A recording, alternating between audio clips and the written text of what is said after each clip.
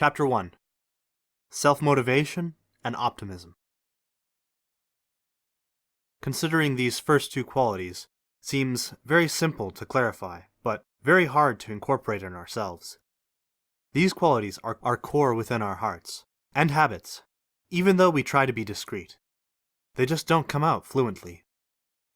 Every time you are faced with a situation, you need to remember to think as an optimist. Self-motivation and optimism are something which every entrepreneur needs in an abundance, as he may not get these from his peers or even his supporters. Friends and relatives and families wait till a threshold, and then they too start nagging the entrepreneur to forget his dream and look for a job. This is the crucible, the make or break time, when many will crumble and forget their dreams. But there will be a handful who will ignore the negativity and follow their course to be successful. The only thing which will stay with them will be these two essential qualities. Whenever anyone talks about optimism, everyone is reminded of Ma Yong, aka Jack Ma. Jack Ma is the founder of the Chinese e-commerce giant Alibaba and is a stakeholder at Alipay, which is an e-payment portal. He is officially the richest man in China. Many may still not know much about Alibaba, but simple facts will be enough to understand the scale of Alibaba's operations. Alibaba is worth more than Facebook, and all its processes more than Amazon and eBay combined.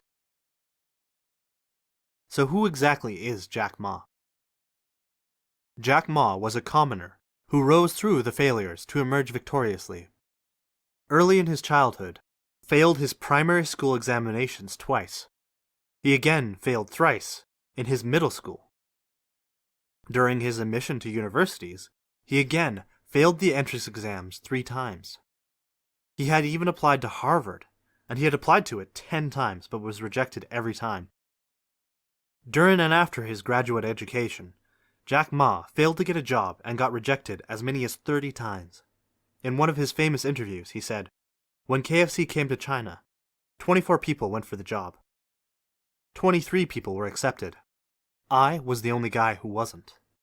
He also tried to enroll in the police force, but out of the 5 applicants, he was the only one rejected. He was told, "You're no good."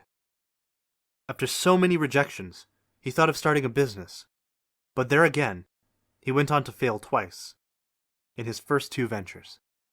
But optimism and persistence saw him through, and after convincing 17 of his friends to invest and join him in his e-commerce venture Alibaba, he climbed the steps of success. When asked about his rejections, Jack Ma replied, "Well, I think we have to get used to it.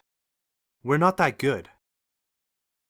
Overcoming the pain of rejections and treating rejection as opportunities to learn how to grow was what Jack Ma made of it.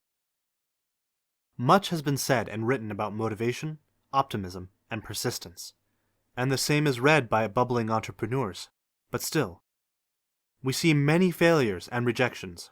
Why does this happen? Are the stories we were told false?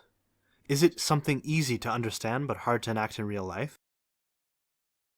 The answer lies deep in an individual's heart and mind.